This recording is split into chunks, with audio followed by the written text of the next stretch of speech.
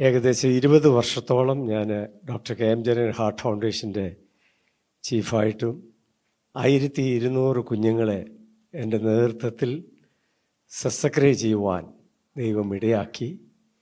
ഞാൻ ദൈവത്തെ മഹത്വപ്പെടുത്തുന്നു. ഞാനൊരു ഇൻ്റർവെൻഷണൽ പീഡിയാട്രിക് കാർഡിയോളജിസ്റ്റും കൂടാണ്.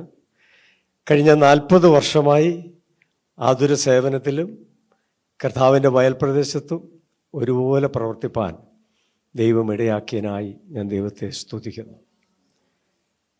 ഇന്ന് അനുഗ്രഹിക്കപ്പെട്ട സാക്ഷ്യങ്ങൾ ലഭിക്കുവാൻ ദൈവം ഇടയാക്കിയല്ലോ. നമ്മുടെ കൈകളെ ഉയർത്തി ദൈവത്തെ ഒന്ന് സ്തുതിക്കാം.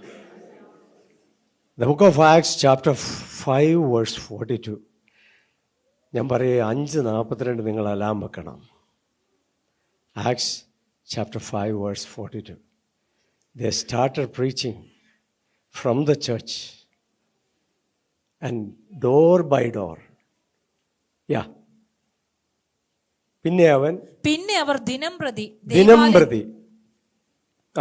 ദൈവാലയത്തിലും വീടുതോറും വിടാതെ ഉപദേശിക്കുകയും യേശുവിനെ ക്രിസ്തു എന്ന് സുവിശേഷിക്കുകയും ചെയ്തുകൊണ്ടിരുന്നു. യേശുവിനെ ക്രിസ്തു എന്ന് സുവിശേഷം ചെയ്യുവാൻ ദൈവം നമ്മളെ ഓരോരുത്തരെയും എക്വിപ്പ് ചെയ്തിരിക്കുന്നതിനായി ഞാൻ ദൈവത്തെ സ്തുതിക്കുന്നു.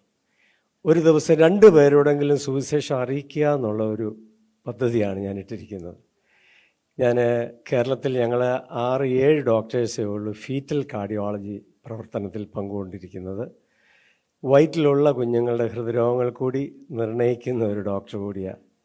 അതുകൊണ്ട് ഈ കൊച്ചു കുഞ്ഞുങ്ങളുടെ ഹൃദയം ഈ നഖത്തിൻ്റെ വലിപ്പമേ ഉള്ളൂ. അത് ഞങ്ങൾ ഈ സ്ക്രീനിൽ അതിൻ്റെ തുടിപ്പ് എൻ്റെ മുറിയിൽ വരുന്ന രോഗികളെ ഞാൻ കാണിക്കും, ആ മാതാവിനെയും ഞാൻ കാണിക്കും. ഇത് തുടിക്കുന്നത് കണ്ടോ, ഇതാരാണ് ഇതിൻ്റെ മുമ്പിൽ പ്രവർത്തിക്കുന്നത് നിങ്ങൾ മനസ്സിലാക്കണം. ഈ കുഞ്ഞിൻ്റെ ശരീരത്തോടുന്ന രക്തം ആരുടെയാണോ എന്ന് ചോദിക്കും. അത് സാറേ എൻ്റെ രക്തം തന്നെ കുഞ്ഞിൻ്റെ മേൽ ഒഴുകുകയാണല്ലോ എന്ന് പറയും. അപ്പം ഞാൻ പറഞ്ഞു അങ്ങനെയല്ല, പ്ലാസൻ്റയ്ക്ക് ഇപ്പുറത്ത് ഓക്സിജനും ഭക്ഷണവും മാത്രമേ വരുത്തുള്ളൂ. ആരുടെയോ ഒരു കുഞ്ഞിനെ നമ്മുടെ ഗർഭപാത്രത്തിൽ വെച്ചിട്ട് അമ്മമാരെ വളർത്താൻ ദൈവം ഏൽപ്പിച്ചിരിക്കുക. സൃഷ്ടിച്ചവനായ ദൈവം സങ്കീർത്തനങ്ങൾ 139:13 പ്രകാരം പറയുന്നുണ്ട്, he stitched together and put it into the womb of the mother. അവൻ തയ്യക്കാരനെ പോലെ തയ്ച്ച് മെനഞ്ഞ് 2 കോശം 4 ആവും, 8 ആവും, 16 ആവും, 32 ആവും, 64 ആവും, 128 ആവും, 256 ആവും, 512 ആവും. കമ്പ്യൂട്ടറിൻ്റെ MB പോലെ വളർന്നൊരു മത്തങ്ങ പോലെ വരത്തുള്ളൂ. പക്ഷെ ദൈവം തയ്ച്ചതുകൊണ്ടാണ് നല്ല മൂക്കും കണ്ണും ചെവിയും വിരലും എല്ലാം. ഞാൻ ഏകദേശം 55 പോസ്റ്റ്മോർട്ടം ചെയ്തിട്ടുണ്ട്. ഫീറ്റൽ പോസ്റ്റ്മോർട്ടം ചെയ്യുന്ന ഒരു ഡോക്ടറും കൂടിയാണ്. അപ്പം ഞങ്ങൾ ലെൻസ് വെച്ച് നോക്കുമ്പോൾ ഈ കണ്ണിൻ്റെ പീലി വരെ ദൈവം സൃഷ്ടിച്ചിട്ടുണ്ട്. ഒരു നെല്ലിൻ്റെ വലുപ്പത്തിലാണ് കിഡ്നി വെച്ചിരിക്കുന്നത്. ഓരോ അവയവങ്ങളും അടുക്കി വെച്ചിരിക്കുന്ന കാണുമ്പോൾ ഞാൻ ദൈവത്തെ സ്തുതിക്കും. ഹൃദയത്തിൻ്റെ വാൽവ് 1 മില്ലിമീറ്റർ വലിപ്പമേ ഉള്ളൂ. ഒരു മുട്ടയുടെ പുറത്ത് പാടയുടെ കനമേ ഉള്ളൂ. അത് മടങ്ങുകയും നൂരുകയും ചെയ്യുന്നത് നമ്മുടെ ആരുടെയും കഴിവല്ല. ഒരു കതവ് അടയണമെങ്കിൽ അതിന് 3-4 ഹിഞ്ചസ് ഉണ്ട്. പക്ഷേ ദൈവം തമ്പുരാൻ നിൻ്റെ വാൽവ് മടങ്ങുന്നതിനും നൂരുന്നതിനും 1 ഹിഞ്ചസും വെച്ചിട്ടില്ല. 2,10,000 പ്രാവശ്യം ഒരു ദിവസം ഒരു കുഞ്ഞിൻ്റെ ഹൃദയം പഠിക്കും. പക്ഷെ ആ വാൽവൊന്നും കയറിപ്പോകത്തില്ല. നമ്മൾ സ്കൂളിൽ പഠിക്കുമ്പം കത്രികയില്ലെങ്കിൽ പേപ്പർ മടക്കിയിട്ട് 2-3 പ്രാവശ്യം അപ്പ് ആൻഡ് ഡൗൺ ഇങ്ങനെ ചെയ്ത് കഴിഞ്ഞാൽ അതങ്ങ് കയറിപ്പോകും. പക്ഷേ ഈ വാൽവ് കയറിപ്പോകത്തില്ല. കാരണം ആണിപ്പെടുത്തുള്ള ദൈവത്തിൻ്റെ കരങ്ങൾ കൊണ്ട് തയ്യക്കാരനെ പോലെ തയ്ച്ച് മെനഞ്ഞ് ഗർഭപാത്രത്തിൽ വെച്ചിരിക്കുന്നതിനായി ഞാൻ ദൈവത്തെ സ്തുതിക്കുന്നു. ഒരു പേപ്പർ മടക്കിയിട്ട് നമ്മൾ ലൈറ്റത്ത് വെച്ച് ഇസ്തിരിപ്പെട്ടിയിട്ട് തേച്ചിട്ട് ലൈറ്റത്ത് നോക്കിയാലും ആ ലൈൻ അവിടെ കാണാം. പക്ഷെ ഞങ്ങൾ നോക്കിയാൽ ഈ മടങ്ങുന്ന സ്ഥലത്ത് ഒരു മടക്ക് പോലും കാണാൻ പറ്റത്തില്ല. ദൈവം എത്ര അത്ഭുതകരമായി സൃഷ്ടിച്ചിരിക്കുന്നതിനാൽ ഞാൻ ദൈവത്തെ സ്തുതിക്കുന്നു. അതുകൊണ്ടാണ് സങ്കീർത്തനം 139:14 പറയുന്നത്, because you made me marvellously and miraculously yet I will praise my God. ഒരു ദിവസം എൻ്റെ മുറിയിൽ ഇരുന്നപ്പോൾ ഒരു അറ്റോർണി വന്നിട്ട് പറഞ്ഞു, സാറേ എൻ്റെ കുഞ്ഞിൻ്റെ ഹൃദയം ഒന്ന് നോക്കണം, കൺജനിറ്റൽ ഹാർട്ട് ഡിസീസും എല്ലാം ഡെവലപ്പ് ചെയ്തിട്ടുണ്ടോ. അപ്പോൾ ആ സഹോദരി ഇങ്ങനെ അങ്ങ് തൊഴുതു എന്ന് പറഞ്ഞാൽ ആ സഹോദരിയുടെ കൈയുടെ നീളം നിങ്ങളുടെ കൈയുടെ പകുതിയേ ഉള്ളൂ, 50% ഉള്ളൂ. അതിന് ഷോർട്ട് ആം സിൻഡ്രോം അല്ലെങ്കിൽ ഹോൾട്ട് ഓവർ സിൻഡ്രോം എന്ന് പറയും. അപ്പം ഇങ്ങനെ അല്പം ഒന്ന് മൗനതയിലായിട്ട് എന്നോട് പറഞ്ഞു, സാറേ ഹൃദയം നോക്കുമ്പോൾ ആ കുഞ്ഞിൻ്റെ കൈയും കൂടെ ഒന്ന് നോക്കണേന്ന്. ഒരമ്മയുടെ ഹൃദയത്തിലെ ആഗ്രഹം നിങ്ങൾക്ക് മനസ്സിലാവും. ഞാൻ ദൈവത്തെ സ്തുതിക്കുന്നു. ഞാൻ ഉടനെ പറഞ്ഞു, മെഡിക്കൽ സയൻസ് പ്രകാരം ഓട്ടോസോമൽ ഡോമിനൻ്റ് ഡിസോർഡറായത്. അത് നിങ്ങളുടെ തലമുറയായിട്ട് ഈ ഷോർട്ട് ആം സിൻഡ്രോം വരാം. ഒരു പക്ഷേ ഈ റേഡിയസ് അല്ലെങ്കിൽ 2 എല്ലുള്ളത് 1 എല്ല് കാണത്തില്ല, ഒരു തമ്പ് കാണത്തില്ല. അതുകൊണ്ട് ഞങ്ങൾക്ക് ആർക്കും ഒന്നും ചെയ്യാൻ പറ്റത്തില്ല. ഒരു ഹിന്ദു സുന്ദരിയായ ഒരു അറ്റോർണിയാണ്. ഞാൻ പറഞ്ഞു, പക്ഷെ ഒരു കാര്യമുണ്ട്, ഞാൻ വിശ്വസിക്കുന്ന ഒരു യേശു ഉണ്ട്. ആ യേശുവിൽ നിങ്ങൾക്ക് വിശ്വാസം അർപ്പിക്കാമെങ്കിൽ his arms are not short to show a miracle in your life. അവൻ്റെ കൈകൾ കുറുകിയതല്ല ദൈവത്തെ മഹത്വപ്പെടുത്തുവാൻ. ദൈവം അത്ഭുതം ചെയ്യും. ഞാനിങ്ങനെ പ്രാർത്ഥിച്ചാൽ എപ്പോഴും ചെയ്യുന്നത്. കാരണം എത്ര പേരോട് കൗൺസിൽ ചെയ്യണമെന്നറിയാം. ജനിച്ചു കഴിഞ്ഞാൽ സർജറി വേണോ, 2 സർജറി വേണ്ട കേസ്, 3 സർജറി വേണ്ട കേസ്. പ്രാർത്ഥിച്ചിങ്ങനെ 1 പ്രോബ് വെച്ച് കഴിഞ്ഞപ്പോൾ തന്നെ ഈ കുഞ്ഞിൻ്റെ കൈ ഇങ്ങനെ അങ്ങ് വയറുകയാണ് ചെയ്യുന്നത്. ഞാൻ പറഞ്ഞു, വയറ്റി വെച്ച് ഹല്ലേലൂയ പറയുവാൻ ദൈവം കുഞ്ഞുങ്ങളെപ്പോലും സൃഷ്ടാവിനോട്, സൃഷ്ടികൾക്ക് മഹത്വപ്പെടുത്തുവാൻ ദൈവം ചെയ്തിരിക്കുക. അപ്പോൾ ഞാൻ പറഞ്ഞു, സഹോദരിയുടെ കുഞ്ഞിൻ്റെ കൈ നീണ്ട കൈകളാണ്. 2-3 മാസം കഴിഞ്ഞ് ഡെലിവറി കഴിഞ്ഞ് എൻ്റെ അടുക്കൽ കൊണ്ടുവന്നു. എന്നിട്ട് ഈ കുഞ്ഞിനെ ഡ്രസ്സ് ചെയ്യുന്നത് ഒക്കെ കണ്ടു കഴിഞ്ഞാൽ എനിക്ക് അത്ഭുതം തോന്നുന്നു. നിങ്ങളാരും അങ്ങനെ ചെയ്യത്തില്ല. ആ കുഞ്ഞു കൈകൾ കൊണ്ട് നാപ്പിയൊക്കെ പാമ്പറൊക്കെ കെട്ടുന്നത് കണ്ടു കഴിഞ്ഞാൽ ഭയങ്കര രസമാണ്. ഇറങ്ങാൻ നേരം എന്നോട് ഈ കുഞ്ഞു കൈകൾ കൊണ്ടൊന്ന് തൊഴുതിട്ട് പറഞ്ഞു, സാറേ സാറിൻ്റെ ദൈവം വലിയ ദൈവമാണ്. ആ കുഞ്ഞു കൈകൾ കൊണ്ട് ദൈവത്തെ സ്തുതിക്കാൻ കഴിഞ്ഞെങ്കിൽ നിങ്ങൾക്ക് നല്ല നീണ്ട അനുഗ്രഹിക്കപ്പെട്ട കൈകൾ ദൈവം തന്നിരിക്കുമ്പോൾ ആ ദൈവത്തെ എത്ര സ്തുതിച്ചാലും മതി വരില്ല. അപ്പം അവർ ആരാധന ആലയം മുതൽ ഹൗസ് ബൈ ഹൗസായിട്ട് ദേ നെവർ സീസ് പ്രൊക്ലൈമിംഗ് ദ ഗോസ്പൽ. അവർ ഒരിക്കലും സുവിശേഷം പറയുന്നത് നിർത്തിയില്ല എന്നാണ് പറയുന്നത്.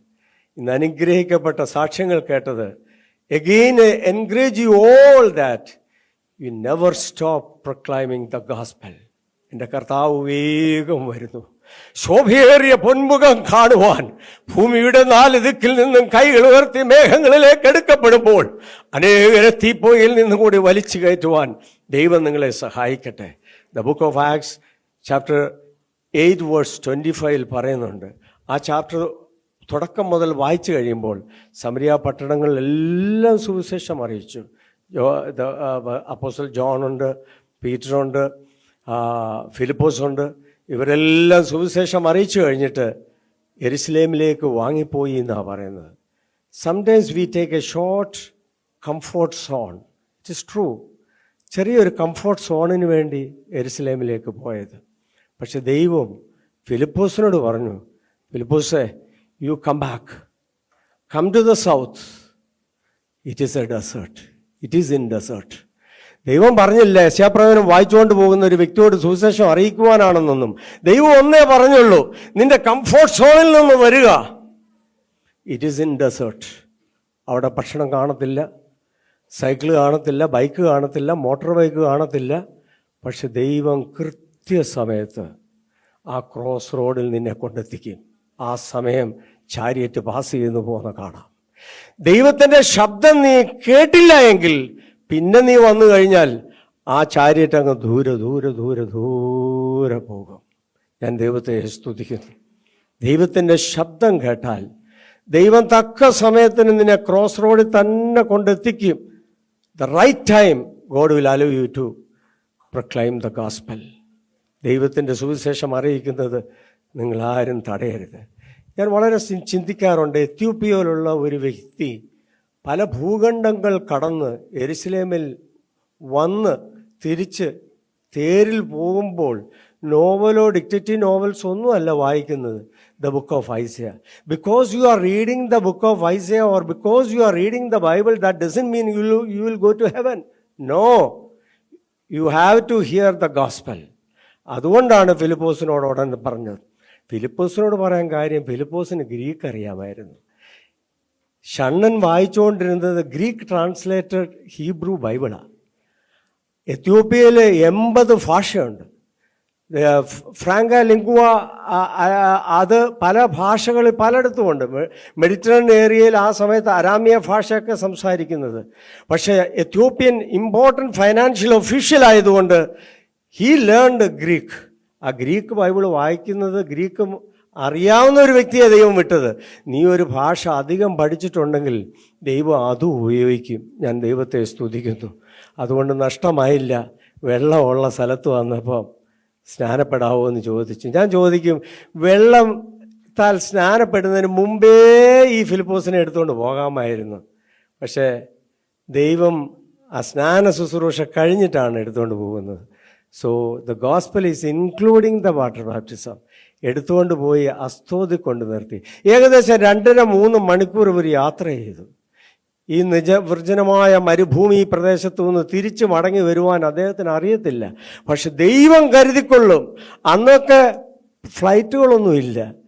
ഇന്ന് 3 മണിക്കൂർ കൊണ്ട് ഇംഗ്ലണ്ടിൽ നിന്ന് അമേരിക്ക വരെ കോൺകോർഡ് ഫ്ലൈറ്റ് പോകും. പക്ഷെ കോൺകോർഡ് ഫ്ലൈറ്റിനേക്കാളും നിമിഷ നേരം കൊണ്ട് കണ്ണടച്ച് തുറക്കുന്നതിന് മുമ്പ് അവന് വഴി അറിയത്തില്ലെങ്കിലും അവനെ അസ്തോദിൽ കൊണ്ടിട്ട ദൈവമാണ്. അവിടെയും അവൻ സിറ്റി തോറും സുവിശേഷം അറിയിച്ചു. നെവർ സീസ് ദ ഗോസ്പൽ. ഞാൻ ദൈവത്തെ സ്തുതിക്കുന്നു. ഈ അന്ത്യകാലത്ത് നിങ്ങൾ സുവിശേഷം അറിയിക്കുന്നുവെങ്കിൽ നിങ്ങളെ ഇനി അസ്തോദിലോട്ടല്ല കൊണ്ടുപോകുന്നത്, ശോഭയേറിയ പൊന്മുഖം കാണുവാൻ നിമിഷ നേരം കൊണ്ട് കണ്ണടച്ച് തുറക്കുന്നതിന് മുമ്പ് നിരൂപാന്തരം പ്രാപിച്ച് എൻ്റെ പൊന്മുഖം കാണുവാൻ ദൈവം നിങ്ങളെ അനുഗ്രഹിക്കട്ടെ. ഇന്ന് കേട്ട ഈ സന്ദേശം തീർച്ചയായിട്ടും നിങ്ങൾക്ക് അനുഗ്രഹമായിരുന്നു ഞങ്ങൾ വിശ്വസിക്കുന്നു. ഒരുപക്ഷെ നിങ്ങൾ ഇതുവരെയും ഈ ചാനൽ സബ്സ്ക്രൈബ് ചെയ്തിട്ടില്ല എങ്കിൽ ദയവായി ഇപ്പം തന്നെ ഒന്ന് സബ്സ്ക്രൈബ് ചെയ്യുക. ഈ സന്ദേശം മറ്റു ചിലർ കൂടി ഒന്ന് ഫോർവേഡ് ചെയ്ത് കൊടുക്കുക. നിങ്ങൾക്കിത് അനുഗ്രഹമായിരുന്നെങ്കിൽ തീർച്ചയായിട്ടും അത് മറ്റുള്ളവർക്കും ഒരു അനുഗ്രഹമായി തീരുവാൻ അത് കാരണമായി തീരും. God bless you.